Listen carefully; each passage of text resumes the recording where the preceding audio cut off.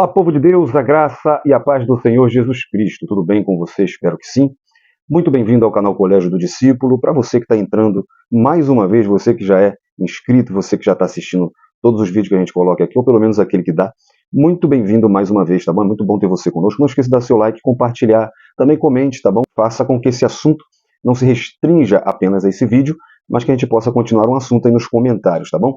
Para você que está chegando a primeira vez, que bom ter você conosco. Seja muito bem-vindo a esse canal, é o canal Colégio do Discípulo, o canal onde todos nós somos alunos da Palavra de Deus, e esse canal pode ser um pouquinho seu também. Sem levar tempo nem dinheiro, basta você se inscrever no nosso canal, dar o seu like, tá? E também ativar o sininho das notificações, e assim qualquer conteúdo que a gente colocar vai chegar para você, e quando você faz tudo isso também, você ajuda com que o YouTube reconheça que os nossos conteúdos são de relevância, e assim a gente tem uma maior acessibilidade aí para ter mais visualizações. Então quando você faz isso, você ajuda bastante o canal. Eu conto com você, tá bom? Fique até o final desse vídeo, tá? Porque nós vamos falar sobre um assunto muito bom. Nós vamos para a nossa aula da Escola Bíblica Dominical. Estamos no segundo trimestre da EBD, da lição dos adultos da CPAD, tá bom? Que tem como título A Carreira que nos está proposta, o caminho da salvação, santidade e perseverança para chegar ao céu. É a revista comentada pelo pastor Osiel Gomes. Estamos já na lição de número 8, lição que vai ser ministrada na maioria das igrejas no dia 26 de maio de 2024. Tá? E nós já estamos de olho no terceiro trimestre, já sabemos qual será o assunto, quais serão as lições. Então fica até o final do vídeo, porque no final eu vou mostrar para você bem rapidinho a nova revista, tá bom? A lição de hoje tem por tema Confessando e Abandonando o Pecado. Corre na descrição porque tem link para dinâmica, subsídio, muita coisa boa para agregar à sua lição da Escola Bíblica Dominical. Também tem link das redes sociais, tem link do grupo no WhatsApp, onde você recebe muito material bom para a sua lição da Escola Bíblica Dominical. Esse grupo é bom para quem é professor, para quem é aluno, para quem é superintendente, para quem é pastor. É muito bom, muito ótimo. Então vai lá na descrição que você vai ter acesso a tudo isso, porque junto nós vamos sendo edificados pela Palavra de Deus.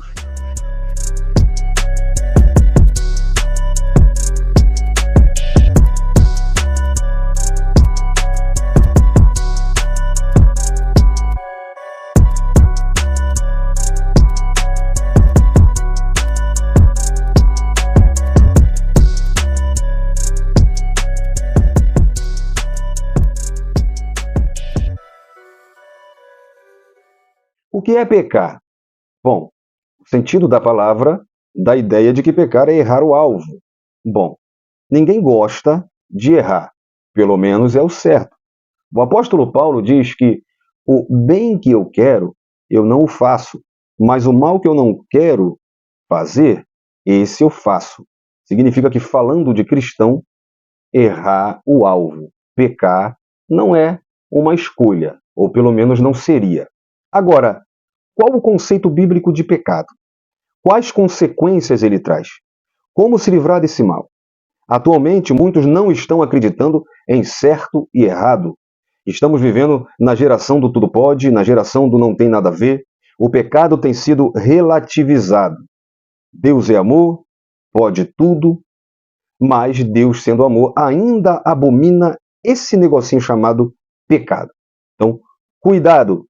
Foque aqui nessa lição, porque hoje nós vamos falar sobre isso. Eu sou Jonathan Cadiz, congrego na MIB do Jardim Redentor, no Rio de Janeiro, igreja que é dirigida pelo meu amigo e pastor Rodrigo Moreira Lima e presidida pelo pastor Raimundo Silva. Somos convencionada CGADB e a nossa matriz fica em Bento Ribeiro, no Rio de Janeiro. Igreja onde sirvo como diácono, sou pregador do Evangelho e, pela graça, professor da Escola Bíblica Dominical. Bom, todo cristão em sua jornada vai ter que lidar em algum momento com o pecado. Isso se deve à natureza humana que herdamos de Adão e Eva. No entanto, não temos mais prazer no pecado, ou seja, não pecamos de modo deliberado. Errar o alvo para o cristão é um triste acidente de percurso. Pelo menos deveria ser. Se você é um verdadeiro cristão, um genuíno cristão, você não peca porque quer. É um acidente. Quando pecamos, a atitude correta é o arrependimento, a confissão do pecado a Deus e o abandono da transgressão. Não podemos também nos esquecer de que o pecado confessado e abandonado é pecado perdoado por Deus, conforme 1 João capítulo 1, versículo 9, que a gente já vai ler.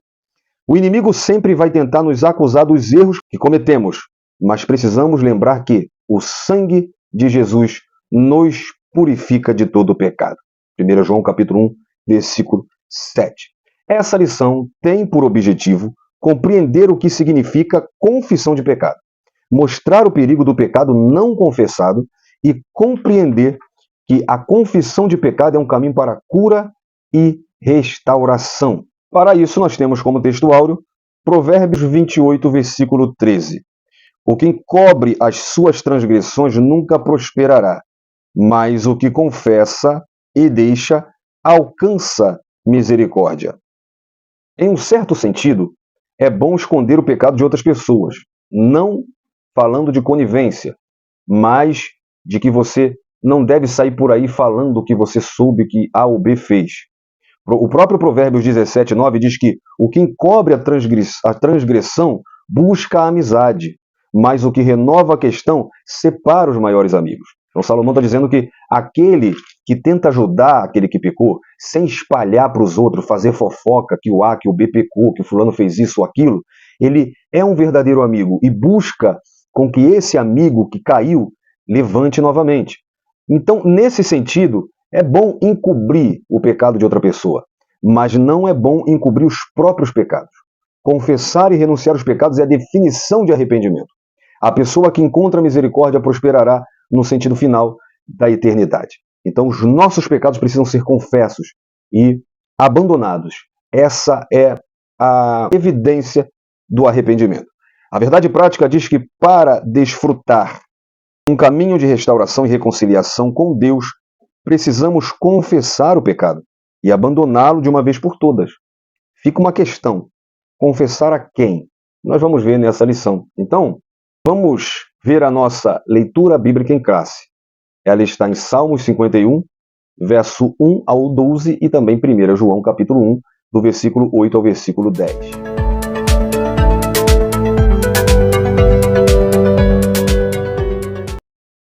Salmo 51. Tem misericórdia de mim, ó Deus, segundo a tua benignidade. Apaga as minhas transgressões, segundo a multidão das tuas misericórdias. Lava-me completamente da minha iniquidade e purifica-me do meu pecado. Porque eu conheço as minhas transgressões e o meu pecado está sempre diante de mim. Contra ti somente pequei, e fiz o que é mal à tua vista, para que sejas justificado quando falares e puro quando julgares. Eis que em iniquidade fui formado, e em pecado me concebeu minha mãe. Eis que amas a verdade no íntimo, e no oculto me fazes conhecer a sabedoria. Purifica-me com esopo e ficarei puro. Lava-me e ficarei mais branco do que a neve. Faze-me ouvir júbilo e alegria, para que gozem os ossos que tu quebraste. Esconde a tua face dos meus pecados e apaga todas as minhas iniquidades. Cria em mim, ó Deus, um coração puro e renova em mim um espírito reto. Não me lances fora da tua presença e não retire de mim o teu Espírito Santo. Torna a dar-me a alegria da tua salvação e sustém-me com um espírito voluntário. Primeira Epístola Universal de João, capítulo 1. Se dissermos que não temos pecado, enganamo-nos a nós mesmos e não há verdade em nós. Se confessarmos os nossos pecados, Ele é fiel e justo para nos perdoar os pecados e nos purificar de toda a injustiça. Se dissermos que não pecamos, fazemo-lo mentiroso e a sua palavra não está em nós. Então, dentro desse texto de Salmo 51, a gente vê o pecado, tá? E as consequências. Por exemplo, perda de salvação, a perda da presença de Deus, a perda da vitalidade, a perda da alegria espiritual. Então nós vemos nesse salmo a preocupação de Davi. E a preocupação de Davi não foi pelo fato de perder o trono, mas de perder a comunhão com Deus e a salvação. Esse salmo de confissão atribuído a Davi, que nesse contexto foi no momento em que o profeta Natan revelou seus pecados de adultério e de homicídio, que nós vemos lá em 2 Samuel, capítulo 12, versículo 1 ao 3. Esse salmo foi escrito por um crente que pecou. E que crente? Um homem segundo o coração de Deus. Foi um crente que pecou voluntariamente, e ele pecou contra Deus. E de modo tão grave, ele foi privado da comunhão e da presença de Deus. Então, provavelmente, Davi escreveu esse salmo já arrependido. após Natã lhe declarar o perdão divino, no versículo 12 e 13 de 2 Samuel. Então Davi roga diretamente a plena restauração da sua salvação, a pureza, a presença de Deus, a vitalidade e como também a restauração espiritual e a alegria. Como é bom confessar os nossos pecados a Deus. E João, escritor da primeira epístola que leva o seu nome, ele já vem nos declarar que o pecado é real, tá? Inclusive ele faz uma afirmação de que aquele que diz que não peca é mentiroso. Então, para você que é santarrão e só gosta de apontar o pecado dos outros, você também peca. Tá? Então, toda a Escritura, como na história da igreja, há pessoas que justificam seus atos maus alegando estarem bem com Deus. João diagnosticou uma tendência humana antiga e recorrente. E aí ele diz, para confessar os nossos pecados. Isso não significa uma citação superficial de atos maus. Significa reconhecer o mau procedimento e acertar a vida em conformidade com a bondade e os mandamentos de Deus. O Senhor, e só o Senhor pode, João cita, nos perdoar e nos purificar de toda injustiça. Mas para isso nós temos que reconhecer e confessar os nossos pecados. Uma vez que Deus é luz e nele não há treva alguma, reivindicar estar sem pecado é reivindicar estar em pé de igualdade com Deus. Mas Deus afirma que não há ninguém igual a ele, lá em Isaías 45:18, por exemplo. Então todo ser humano peca e precisa da ação divina. Para isso nós precisamos se arrepender, confessar e abandonar. Então, professor, converse com os seus alunos explicando que atualmente muitos não acreditam em certo e em errado. O pecado passou a ser relativizado, e o que é errado para uma pessoa pode não ser considerado errado para outra, pois não acreditam mais em verdades absolutas. Entretanto, para o cristão, o pecado não pode ser relativizado, pois o nosso conceito de errar o alvo está firmado nas Escrituras Sagradas. Quando João identifica isso, ele corta isso e diz: todo mundo peca, e pecar é errar, e precisa-se de uma correção. Uma sugestão que a revista está nos dando de professor, para uma dinâmica, é você colocar uma cesta ou uma caixa de papelão em um canto da sala e providencie algumas bolinhas de papéis amassada e diga aos alunos que a cesta ou a caixa será o alvo do dia. Em seguida, dê uma bolinha de papel para cada aluno e peça que a uma certa distância tente acertar o alvo, que no caso é a cesta, né, ou a caixa. Cada aluno terá somente uma tentativa. Aqueles que errarem, você pergunte como eles se sentiram, e assim os que acertarem também. E diga que pecado significa errar o alvo, e que ninguém quer errar nada. Quando erramos, seja uma prova ou em qualquer situação, sentimos vergonha e ficamos constrangidos. O pecado tem como consequência a tristeza, o constrangimento, a culpa. É o que nós vamos ainda ver durante essa lição. A introdução diz que atualmente muitos acreditam que não é preciso confessar o pecado por denominá-lo mera fraqueza ligada ao ambiente e aos aspectos hereditários. Nessa lição veremos que a Bíblia não ensina assim. Em sua epístola, o apóstolo João escreve que o pecado é real, e por isso é um perigo para a vida do crente, pois suas consequências são trágicas.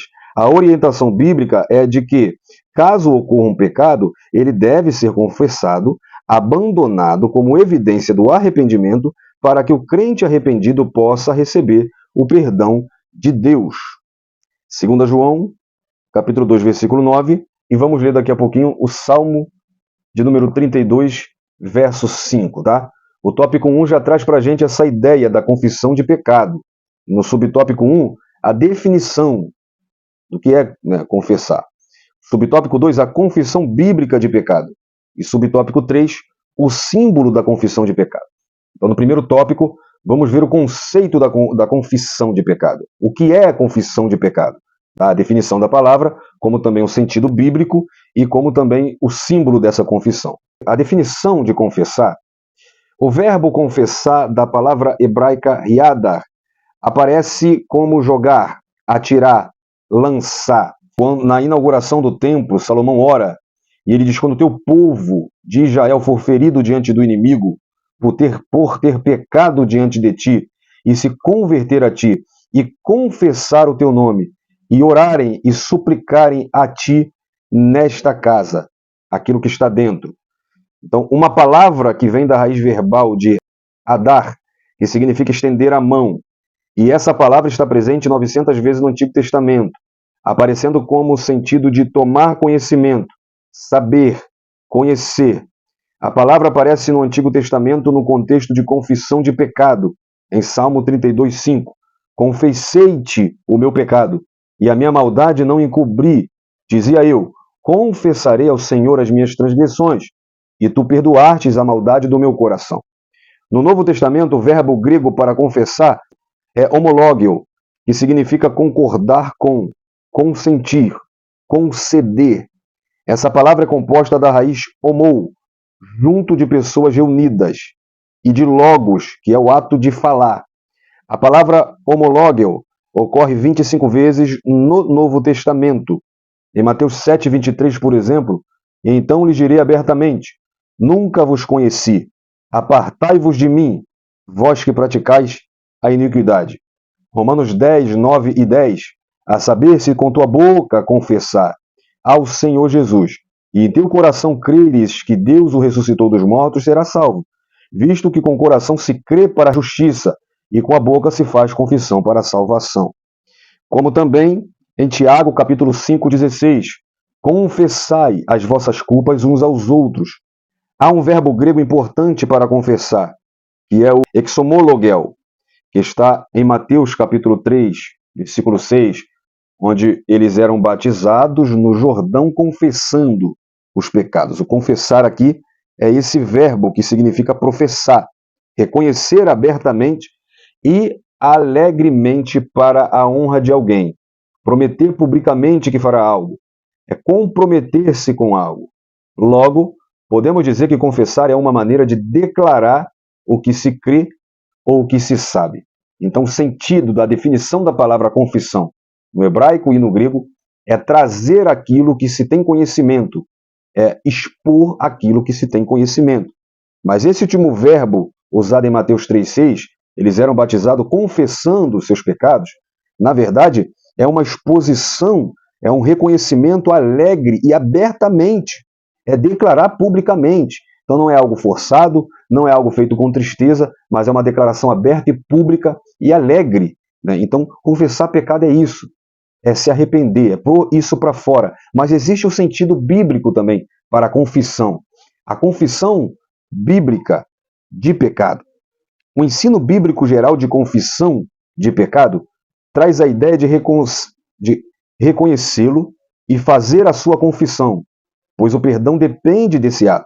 Como nós lemos em Salmo 32, verso 2, eu confessei-te a ti o meu pecado, e a minha maldade eu não encobri. Eu confessei-te as minhas transgressões, porque eu sei, assim o salmista está dizendo, que tu perdoastes a maldade do meu coração. Então, como diz também 1 João, capítulo 1, versículo 9, se confessarmos os nossos pecados, ele é fiel para perdoar. Então, só confessando que a gente alcança o perdão. Essa confissão pode ser no momento da conversão ou depois dela, quando os pecados cometidos podem ser contra Deus ou contra o irmão. Em Mateus 5, 21 e 22, mostra no Sermão do Monte pecados que podem ser cometidos contra Deus e contra o próximo. Por isso, na lei existiam não somente leis cerimoniais, né, que era como cultuar a Deus, como se comportar perante a Deus, mas também tinha leis morais, que mostravam como lidar, como se comportar como meu irmão, né, como viver em sociedade. Porque existe pecados contra Deus e contra os nossos irmãos. É importante ressaltar, porém, que segundo o ensino bíblico, era tão somente depois da confissão de pecado que se poderia viver verdadeiramente uma vida de oração e comunhão com Deus. Neemias 1,6, estejam atentos os teus ouvidos e os teus olhos abertos para ouvires a oração de teu servo, que hoje lhe faço perante a ti, de dia e de noite pelos filhos de Israel, teus servos, e faço confissão pelos pecados dos filhos de Israel, que pecamos contra ti. Também eu e a casa de meu pai pecamos. No Salmo 66:18, se eu atender a iniquidade no meu coração, o Senhor não me ouvirá. Lucas, capítulo 18, do verso 9 ao 14, mostra a parábola do fariseu e do publicano, que o fariseu e o publicano, eles sobem ao templo para orar. A oração do fariseu não demonstra arrependimento, tampouco confissão, pelo contrário, nem reconhecimento pelo pecado. Ele ora apontando o pecado dos outros e ele reivindica para si que ele não tem pecado. Mas a oração do publicano É uma oração contrita, quebrantada. Ele reconhece que ele é pecador. Ele confessa os seus pecados. E isso é uma demonstração de arrependimento. Então a Bíblia mostra, por exemplo, como nós lemos Salmo 66, que se não confessarmos os pecados, Deus não perdoa. Olha que, se eu atender a iniquidade do meu coração, o Senhor não me ouvirá. Neemias orando, ele mostra que antes de perdão, ele fez a confissão dos pecados. Não só dele, mas de todo o povo de Israel. Então o conceito bíblico de confissão é: precisamos confessar os pecados para que alcancemos o perdão de Deus. Gente, Deus não é criancinha, Deus não é homem como eu sou, tá? Deus, ele sabe do teu pecado, ele sabe o que você fez, e se você não confessa e deixa, você não alcança misericórdia, tá no texto áureo. É incrível pessoas achar que pode esconder o pecado do pastor, o pecado do irmão, e que com isso tá tudo certo. Deus sabe o que você fez. Não confessar o seu pecado a Deus é como fazer, por exemplo, como Moisés mata um egípcio e esconde o corpo na areia. Como que você esconde um corpo na areia da praia? O vento vai levar, o corpo vai aparecer, o problema vai vir à tona. Porque sabe o que Deus faz quando você não confessa os seus pecados a Ele? Ele dá tempo ao tempo. E com o tempo, o teu pecado vai vir à tona. Há pouco tempo eu vi um caso desse. O pecado de 3 anos de uma pessoa que ela não confessou veio à tona. Poderia ter confessado a Deus, ter se arrependido e ter deixado o pecado, mas continuou fazendo e não confessou o seu pecado a Deus. E aí Deus permitiu que esse pecado fosse exposto publicamente para todo mundo. Então é preciso confessar os nossos pecados a Deus. E o símbolo da confissão do pecado.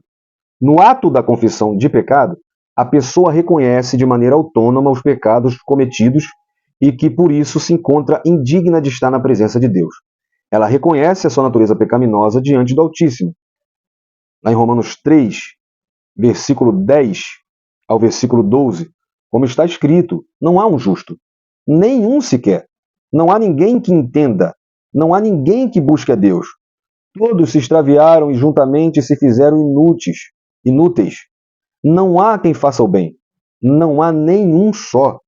Então, gente, todo mundo está submetido à natureza pecaminosa. Então, em arrependimento sincero e em confissão, essa pessoa busca o que lhe é garantido por meio da palavra de Deus, o perdão. Assim, quem experimenta o ato sincero e humilde da confissão de pecado, alcança a misericórdia de Deus. Provérbios 28, 13. Aquele que encobre as suas transgressões nunca prosperará. Idiotice achar que está encobrindo o pecado de Deus e está progredindo. Agora, aquele que confessa e deixa, alcançará misericórdia. Então, a alma é consolada e a vida espiritual é restaurada. Gente, o mais benigno, o mais misericordioso é Deus. Então, é burrice você não confessar o seu pecado a Deus. Não se arrepender àquele que é o doador de todo perdão. Aquele que é amor em essência.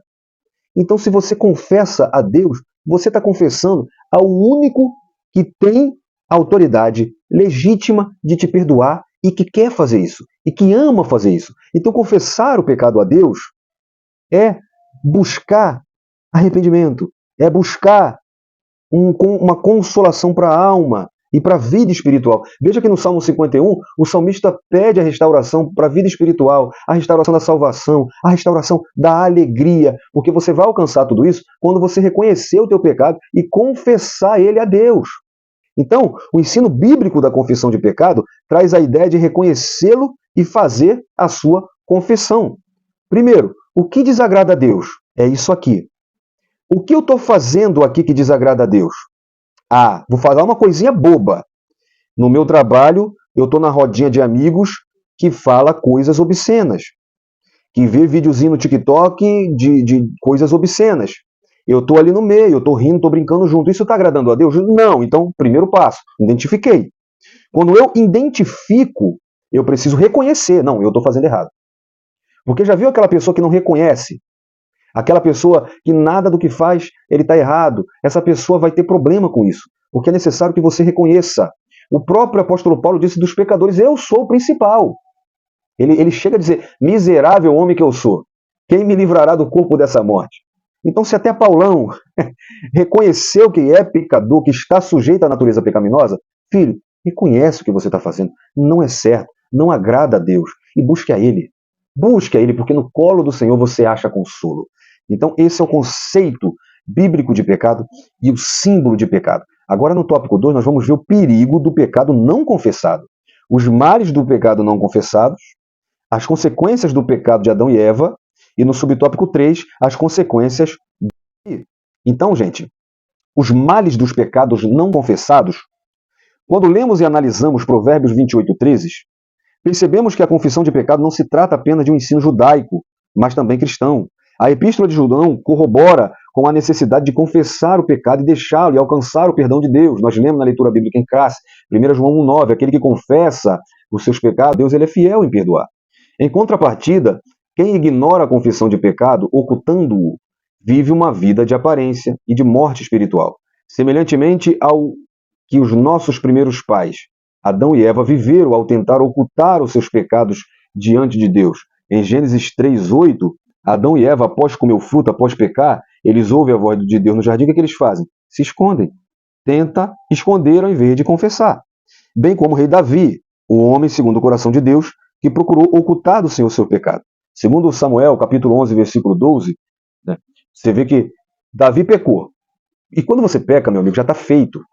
Mas quando Davi peca, o que ele tenta fazer? Ele tenta dar um jeitinho. Já estava todo errado porque pecou. Perceba como o pecado é uma lama. Por isso que Davi escreve isso no Salmo 40, que Deus tirou ele de um charco de lodo. O charco de lodo, o lamaçal horrível ali, é o pecado. Porque o pecado ele é uma areia movediça. O pecado é um lamaçal que vai te jogando para baixo. Se você tenta resolver o pecado com as suas mãos, você só se afunda. Você morre espiritualmente. Você não progride espiritualmente. O teu ministério não vai para frente. A tua vida não vai para frente porque você está com o pecado oculto. Perceba que Davi, ele tenta ajudar. Ele vai maquinar então a morte de Urias. O pecado de adultério agora também vai ser pecado de assassinato. Esse pecado vai ter consequências na vida de Davi. Assim como Adão e Eva, que em vez de confessar que comeu do fruto proibido, eles tentam se esconder de Deus. É assim que a gente faz quando peca e não confessa. Então, usando esses dois exemplos, vamos ver as consequências do pecado de Adão e Eva, para depois a gente ver as consequências do pecado de Davi. As consequências do pecado de Adão e Eva. A realidade bíblica do pecado pode ser vista no primeiro casal, Adão e Eva, quando pecou e por isso recebeu sentenças devidas. Em Gênesis 3, do 14 ao 19, tá? Eu vou deixar para comentar isso, primeiro vamos ler. Além disso, nossos primeiros pais perderam o direito de viver num ambiente mais perfeito e belo que Deus criou. Por isso, na vida de Adão e Eva, há consequências trágicas do pecado, tais como a alteração da condição física de ambos, a transição da natureza imortal para mortal, diversas tensões no gênero humano e na natureza. Assim, sabemos que as consequências do pecado de nossos primeiros pais não se limitaram a eles, mas perpassaram a todo o gênero humano e natural. Romanos 5, do 12 a 14, Paulo diz: pelo que, como por um homem entrou o pecado no mundo, e pelo pecado a morte, assim também a morte passou a todos os homens.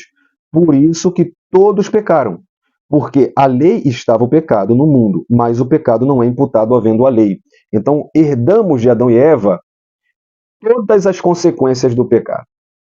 Além da morte, o pecado gerou 3 tipos de morte que gera em todo homem. A morte física, quando eles comem, eles passam a morrer fisicamente. A morte espiritual, que é onde eles abrem os olhos para o mundo, e quando eles abrem os olhos para o mundo, eles fecham os olhos para Deus. E agora eles estão caídos, mortos em seus pecados e delitos, como Paulo fala. Então morreram espiritualmente. E a morte eterna para aqueles que permanecerem na prática do pecado. Tá? Então, em Gênesis 3, 14 e 19, nós vemos aqui as punições, as consequências do pecado. Por exemplo, em Adão. Adão passou a se cansar fisicamente. Adão passou a morrer fisicamente. Eva também passou a morrer fisicamente. Foi multiplicada em Eva as dores de parto. Ela passou a se sujeitar ao seu marido, como está escrito no versículo 16. Teve consequência para a serpente, que passou a se rastejar, no versículo 14. Teve consequência para Satanás, que seria e foi derrotado na cruz pela semente da mulher, que está no versículo 15. E também, gente, o pecado trouxe consequência até para a natureza. A Bíblia fala que começou a crescer espinho, abrolhos, A terra, por causa de Adão, se tornou maldita. É por isso que no milênio haverá uma transformação também na terra, visto que os animais selvagens apacentarão junto. Então, a ferocidade do animal também é uma consequência do pecado. É por isso que Pedro diz, antes de entrarmos no estado eterno, depois do milênio, a terra será purificada pelo fogo. Porque a terra é maldita pelo pecado. Então, ela será purificada e depois virá novos céus e nova terra, porque tudo será transformado, porque a terra é maldita por causa do pecado. O pecado também trouxe consequências para a terra. E no versículo 24, nós vemos que o homem foi expulso do jardim, não teve mais o direito de viver eternamente e de viver no jardim. Tudo isso são consequências do pecado. Agora, as consequências do pecado de Davi. O rei Davi pagou um alto preço com o seu pecado. A Bíblia mostra que por isso a espada não sairia de sua casa, em 2 Samuel 12, versículo 10 ao versículo 12.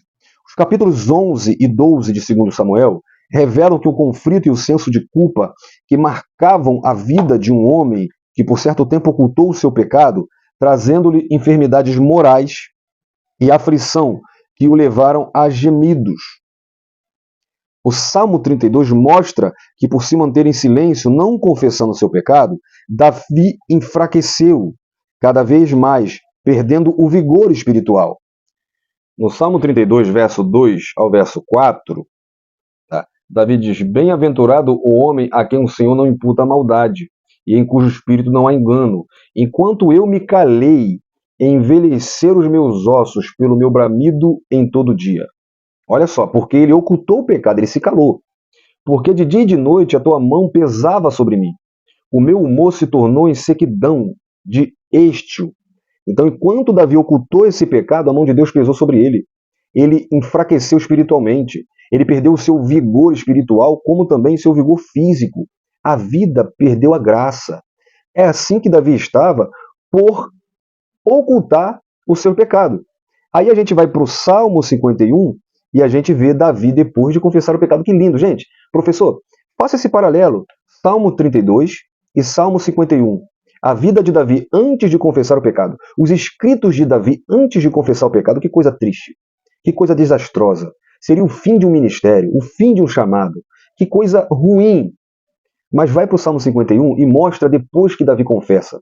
Que coisa boa. Davi se humilha nas mãos do Senhor e clama para que Deus não retire dele o espírito, a salvação, o vigor, a alegria, porque aqui ele confessa o pecado a Deus. Então nós vemos que houve consequências do pecado também na vida de Davi. Tá? E isso vale também para que a gente entenda aqui que não é confessando os seus pecados a Deus que as consequências vão ser retiradas. Nananina, não. E digo mais, eu vejo muito testemunho de pessoas que falam que era traficante, que fez não sei o quê, e não sei o que lá, e se converteu a Deus. Tá, mas tu pagou o que tu deve à justiça? Porque você feriu pessoas. Assim como o teu pecado teve consequência em pessoas, o pecado vai gerar consequência para você, bonitão. Se você infringiu a lei, a consequência vai ser você pagar a lei. Se você viveu uma vida nas drogas, a consequência, de repente, vai ser uma doença para você. As consequências vai ser uma falência para você. O pecado vai gerar consequências. Deus vai te perdoar? Vai. Mas o teu pecado vai te trazer consequências. Davi teve a perca do filho. O filho que foi o fruto do adultério morreu. A espada não saiu da casa de Davi. Davi teve problema com os filhos. Davi teve problema com as esposas. Davi foi um ótimo rei. Davi foi um ótimo líder. Davi governou um exército sensacional.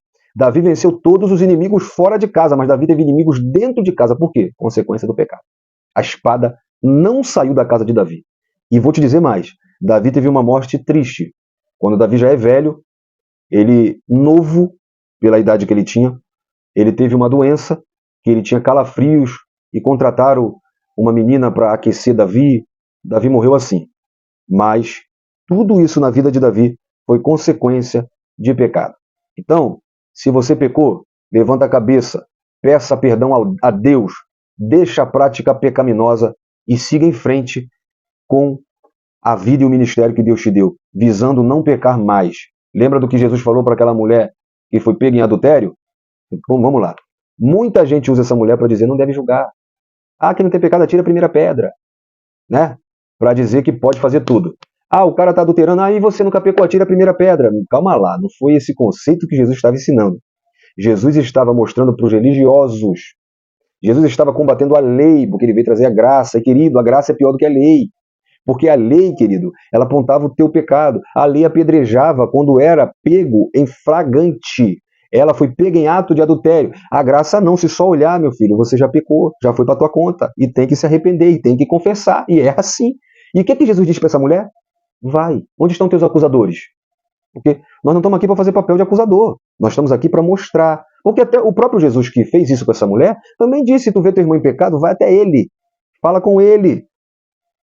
Está entendendo o conceito que Jesus está trazendo? A nova realidade que Jesus está trazendo para um bando de religioso, guardadores da lei? E aí ele diz: cadê teus acusadores? Vai. E o que ele diz? Volta para a cama que tu estava adulterando? Vai lá, querida. Volta para o cara lá e continua adulterando. Ninguém te tacou pedra. Vai e não peques mais. Quando Jesus cura, o que ele diz? Vai e não peques mais para que não te suceda coisa pior. Então a gente tem que entender isso. Então a palavra de Deus mostra a necessidade de se confessar o pecado. Então é confessar e deixar, tá? Não adianta só confessar. É largar as práticas pecaminosas. Então a palavra de Deus mostra a necessidade de se confessar o pecado, deixá-lo e assim alcançar o perdão. Porque Deus sabe se você está arrependido no momento e vai deixar o pecado. Deus não é o teu pastor que vai, vamos botar em disciplina? Vamos ver o comportamento dele? Vamos ver se ele vai parar de pecar? Deus já sabe, querido, se o pecado saiu do teu coração ou não. Então não adianta mentir para Deus, é confessar e deixar. E ele sabe se tu vai deixar. E se no momento que você confessar, você realmente ter um coração arrependido, Deus já te perdoou. E aí a gente vai ter que falar igual Jesus: onde estão teus acusadores? Vai, não peques mais. Vamos ver o tópico 3? O tópico 3 fala sobre confissão de pecado, um caminho de cura e restauração. Subtópico 1, confessando o pecado a Deus. E subtópico 2, alcançando cura e restauração. Então a gente viu o que significa a confissão, a gente viu o perigo da não confissão, né? de ocultar os pecados e as consequências disso. E agora a gente vai ver o caminho da restauração, ou seja, as consequências daquele que confessa o pecado. Confessando o pecado a Deus. Segundo o ensino bíblico, a confissão de pecado deve primeiramente ser dirigida a Deus, por intermédio de seu Filho, pois só Ele pode perdoar os nossos pecados. Como nós vimos no Salmo 51, o verso 3 e 4, Davi diz: porque eu conheço as minhas transgressões e o meu pecado está sempre diante de mim.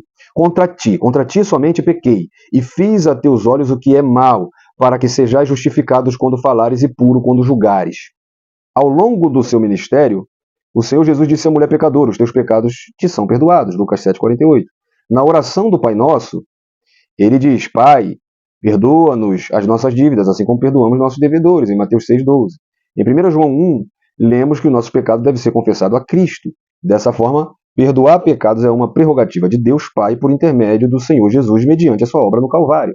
Quando você vai no gabinete e confessa que pecou, primeiro, você já deve ter confessado a Deus. Deixa de ser religioso. Gabinete de pastor não é confessionário de igreja católica. Se você está indo para o teu pastor levar um pecado que você fez e não confessou a Deus, você não passa de religioso. Se você confessou a Deus e se o teu pecado existe a necessidade de ser levado ao pastor, pois existe a necessidade de você ficar em disciplina, tá? Então, você vai chegar ao teu pastor, mas eu vou te dar aqui uma resposta. Teu pastor não tem poder de perdoar teu pecado, tá? O que teu pastor vai fazer como um líder, como uma pessoa direcionada por Deus para cuidar da sua vida, é te direcionar um tratamento.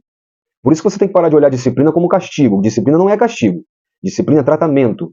Disciplina é cuidar de alguém que caiu para que ele se recomponha. A intenção é essa, se recompor e voltar às suas ações no ministério. Então, só quem pode perdoar pecado é Cristo, que foi-lhe ortogado esse direito pela obra que ele fez na cruz. E enquanto ele estava na terra, ele mostrou que tinha autoridade para perdoar. Tem gente que diz: a natureza de Jesus aqui na terra era divina porque ele acalmou o vento e mar. Acalmar vento e mar, ele disse que nós faríamos obras maiores.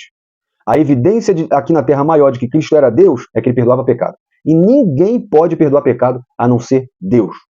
Então, lá em Mateus 9, ele perdoa o pecado de um paralítico, e aí os escribas começam a murmurar, e aí ele diz: então, para que vocês saibam que o Filho do Homem tem autoridade para perdoar pecado, eu vou fazer mais do que isso, levanta e anda. E aí ele cura aquele paralítico que estava acamado.